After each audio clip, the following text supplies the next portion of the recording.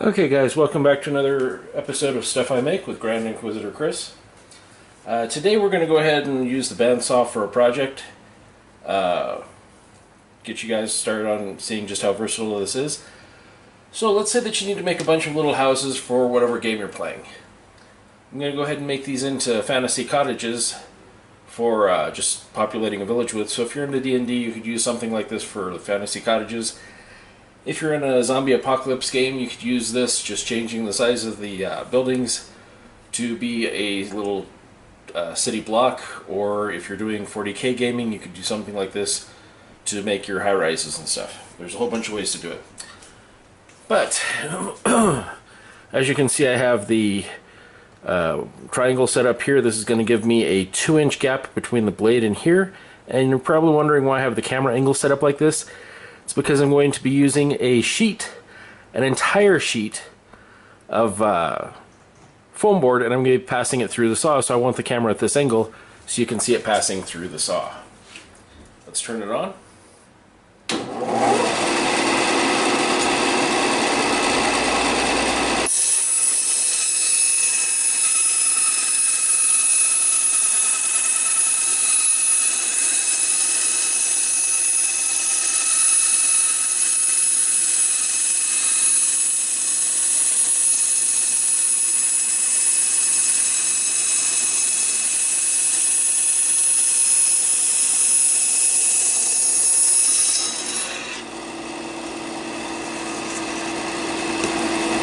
As you can see, I've cut an entire strip. It's going to be a nice uniform 2 inches in height, and it's going to be the full length of the board. Let's go ahead and do that again.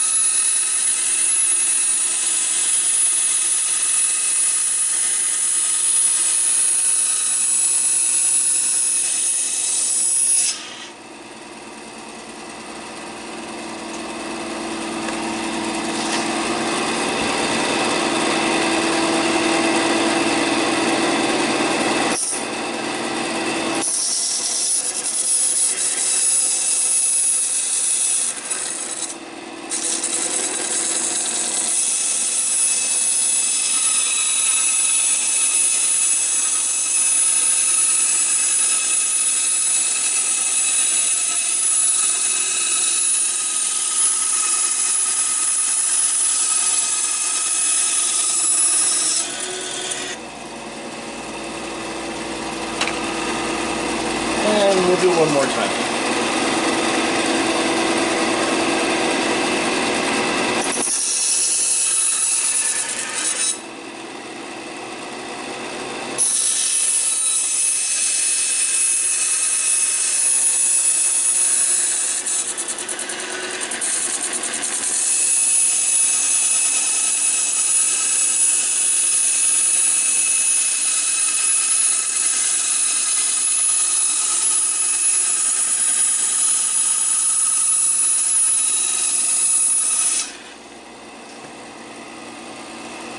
Now, if you remember back to my last video, I said that the stuff I was going to be cutting, let me turn this off, the stuff I was going to be cutting wouldn't be quite as clean as it would be if I had a brand new saw blade on it. And this is what I'm talking about, but this will clean up real nice and easily. Got a nice clean cut from the top, and this will be the outer edge that I go ahead and put to the outside. But for the inner edge, and for this project itself, it won't matter. It tears a little bit more on the paper. I'm going to go ahead and reset the triangle, and we're going to do it for the second facing of the building. I'll turn off the camera and I'll call you guys. I'll be right back. I've gone ahead and adjusted the width between the blade here and the triangle to a 3-inch gap so that I can do the sides of the house where it's going to have a pitched roof.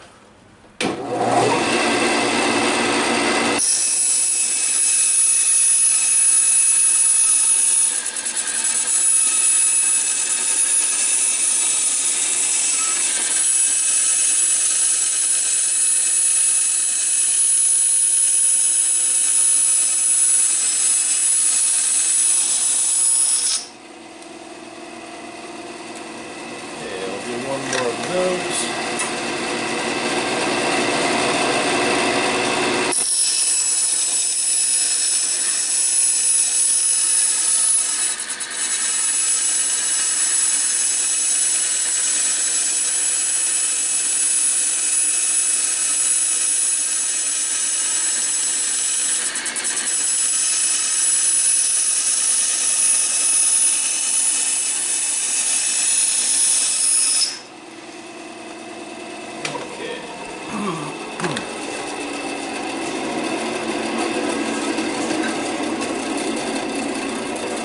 I'm going to get set up for the next cut. I'll be back in just a moment. Okay, now I've reset this so that there's a 4.5 inch gap here. I have this clamped here at the back, and I'll be putting the strips through. Now, in order to speed things up even further, what I'm going to do is cut 4 strips at once. So I've put the strips together into a stack. This tool comes with the bandsaw. Sorry I didn't show it in the first one. I added this piece of wood onto it, but it's designed to help you push things through at an angle. What I did by putting the wood on it was I put it to where it cuts right up to, or goes right up to the blade. So, without further ado, what I'm going to do is use this to keep the edge of this just as a guide. I don't really need to apply any pressure to it because I'm going to hold the wood against this with my hand. Oh, and you should probably have your guide down, or your guard down when you're cutting. I'm used to doing it this way because I have been working with this tool long enough to just get used to handling with it. So I understand the guard down.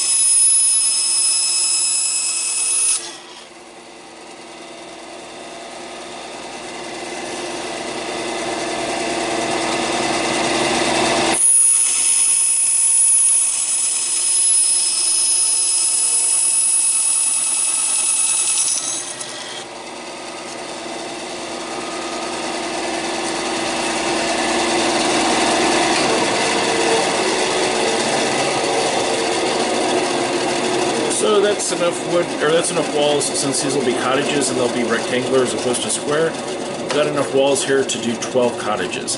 That took all of about 2 minutes. And I have 4 little scraps here that I can make a shed or something out of. I'll reset, before I reset, because these are going to be cottages and they're going to be timber looking, I want to have the nice little timber edging on them. I'm going to go ahead and cut some wood for that, and I want to do this now before I get this readjusted just because I want to make it easier on myself.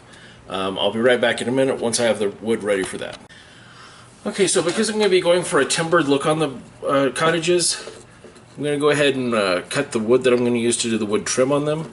Now what I did to do this was I went ahead and taped a bunch of these craft sticks together, because this way I can feed them through all together instead of doing one craft stick at a time.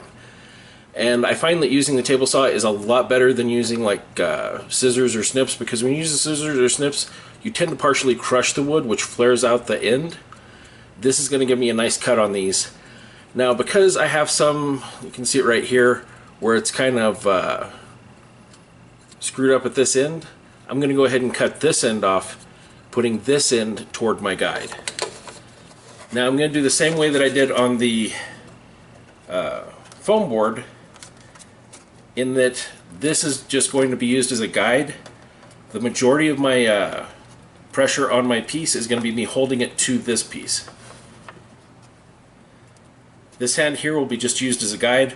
Keep your fingers away from the blade. If you're really experienced at working with one of these, like I said, I've had this for about 10 years. So I'm not a professional woodworker or anything, but I've used this enough on my projects to be comfortable with cutting stuff with this guard up, so that I know to keep my fingers away from the blade. So start with it away from the blade, and you're going to slowly feed it in.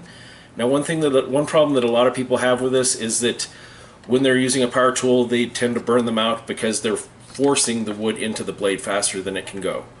So I'm not going to push the wood into it, I'm going to feed it into it. And the difference is I'm not applying pressure to push it into it, I'm letting the saw eat away the wood and feeding it in as it eats it away.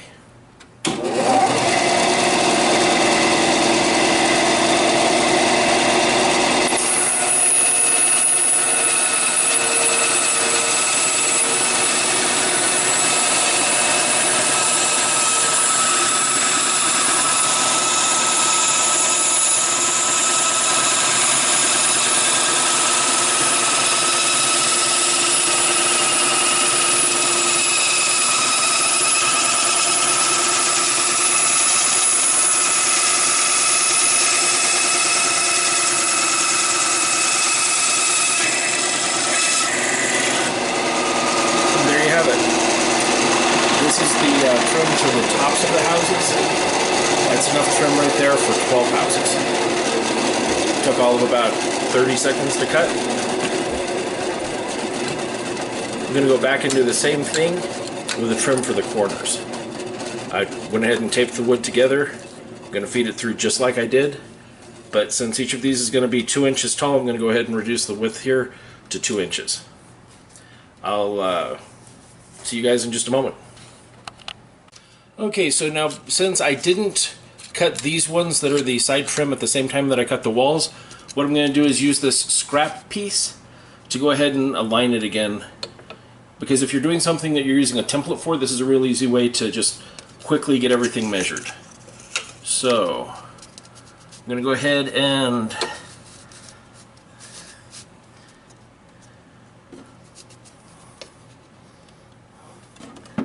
get it in there.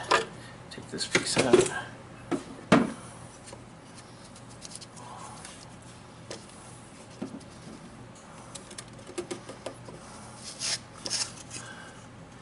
This side isn't a good one to cut by because of the crushed corner. It's a little bit off. Okay. Now I've got it kind of visually aligned.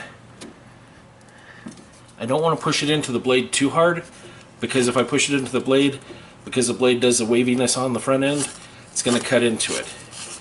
So what I want to do is, while it's turned off, roll the blade down. And what I'm checking for is how far it clears it by.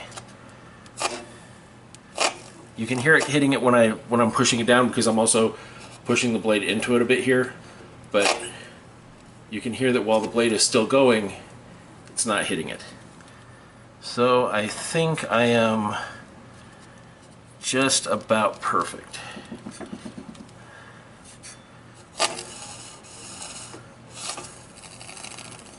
Okay, that's exactly where I want it. Tighten up my clamp. Now we're going to do the same thing we just did. Put in this guide. I'm going to do these stacks one at a time, cutting them into 2-inch lengths.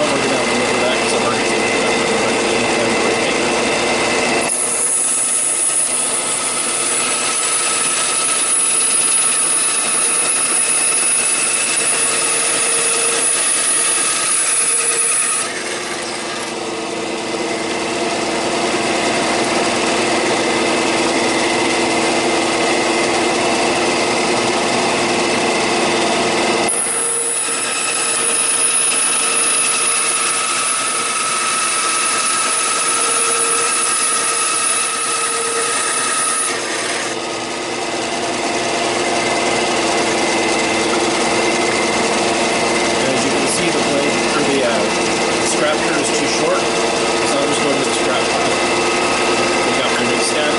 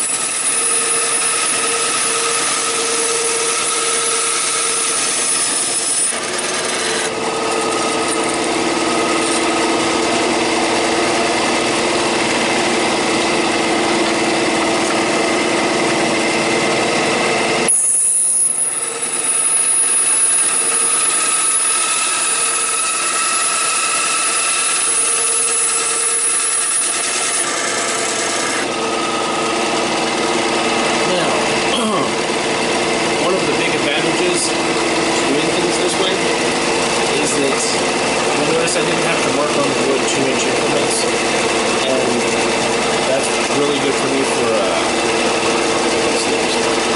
and that's really good for me because if I had to mark out the 2-inch increments and cut it just using this without this guide, then I'm going to be missing because I have to take account for the width of the blade. The blade isn't paper thin. It's actually going to take out a fraction of each inch. So what you want to do is, since I'm using this guide, the pieces are always going to be this wide. So if I have this set to 2 inches, then all my pieces are going to be 2 inches. And I don't have to sit there calculating it out. Because when you're actually cutting wood on a bandsaw or a table saw or something like that, carpenters will take into account 1/8 of an inch for the width of the blade. And on a bigger bandsaw, the waviness of the blade may be an entire 1/8 of an inch, or a 1/16 of an inch. They take that into account so that when you're buying lumber, 2x4 is not exactly 2 inches by 4 inches. It's actually closer to 1 7/8 by 3 7/8, because that extra 1/8 inch was what was taken out by the saw when they were making the board, and it's just become a standard. But doing it with this guide means that everything that I pass through is going to be that uniform size. So I'm not going to have to worry about wait, that's the other set. I'm not going to have to worry about the marking things off because they're all going to come out that uniform size.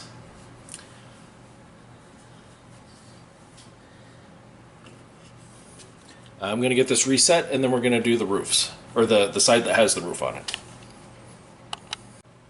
Okay, sorry about that, guys. The camera battery died. Gone ahead and taped a bunch of the pieces together that are going to be the end caps of the house, or the cottages.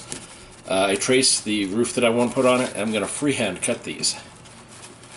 So, turn this on.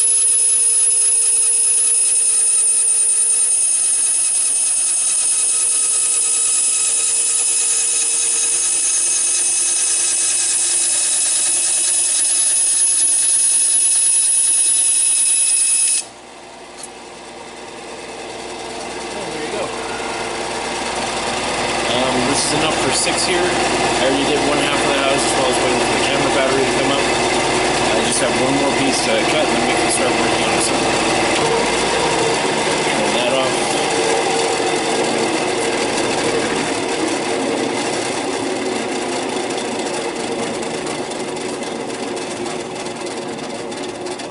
Okay. Now, because I want these to be as sturdy as possible, I'm going to go ahead and put a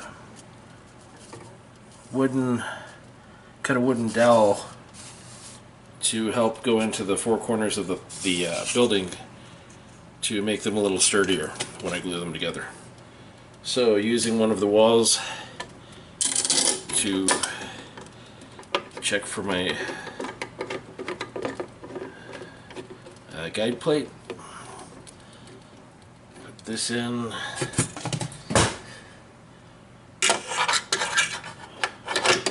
That on. And what I did was I went and bought some of these wooden dowels at Hobby Lobby. I'm going to cut them. I'm not going to bother taping these, because I'm just going to simply cut them. They don't have to be exact. They're just going inside the house as structural support when I glue them together to make them a little sturdier. So, by doing 4 of these at once, every single complete cut set will be enough for one house. I need enough for 12 houses.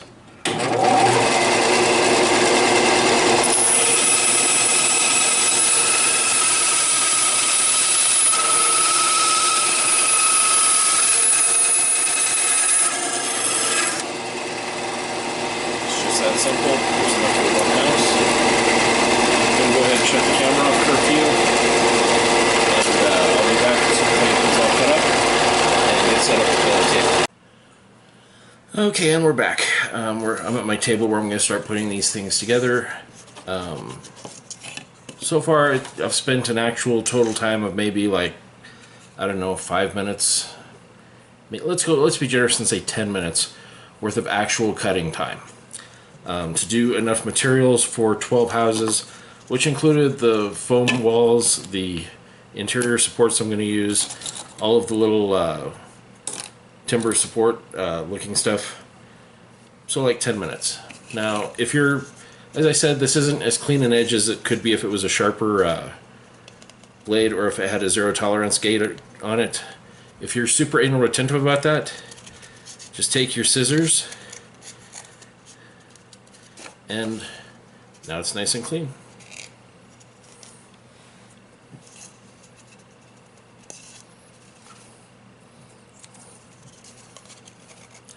Tiny little bit still there. But like I said, now it's nice and clean. This is going to be the interior. It's not going to affect the project, so I'm not really going to worry about it. Now, the next step that I'm going to take and do is, I want these to be sturdier than most people's houses because these are probably going to see quite a bit of gameplay and quite a bit of handling. So I want to go ahead and make them as strong as I possibly can. So what I'm going to do is, got a whole bunch of these little clamps. I'm going to go ahead and take some glue, take these wall sections, and I'm going to glue one of these to each of the sides. And I'm going to make sure they're flush with this side, and flush with this side, flush with the bottom.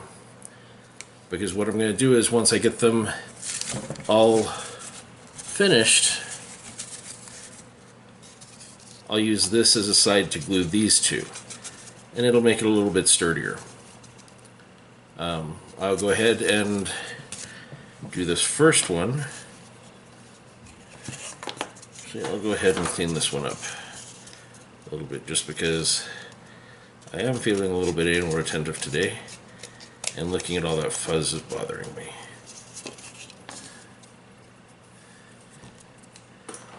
Good enough. Okay.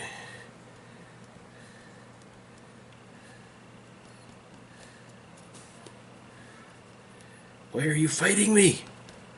Okay, there we go.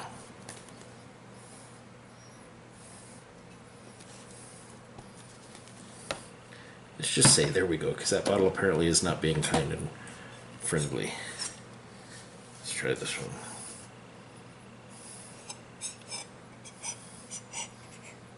There we go.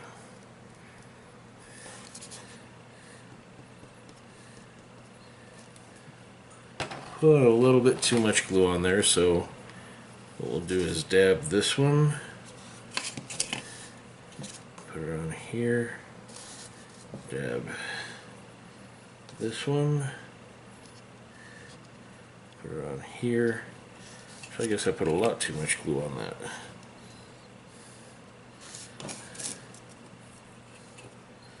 There.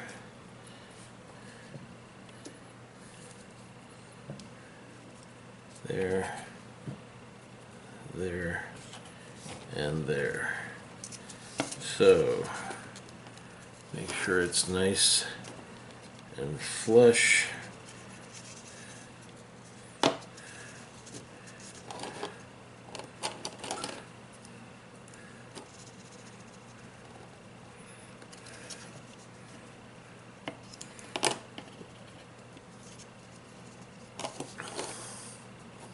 Okay.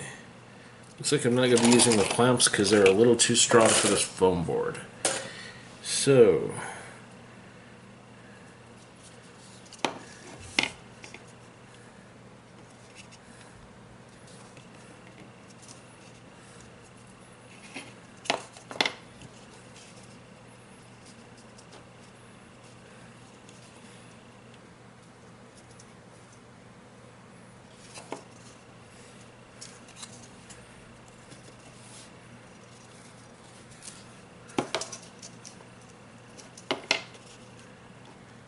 this is going to be one of those slightly long boring segments, so I'll spare you guys and catch up with you guys in just a moment.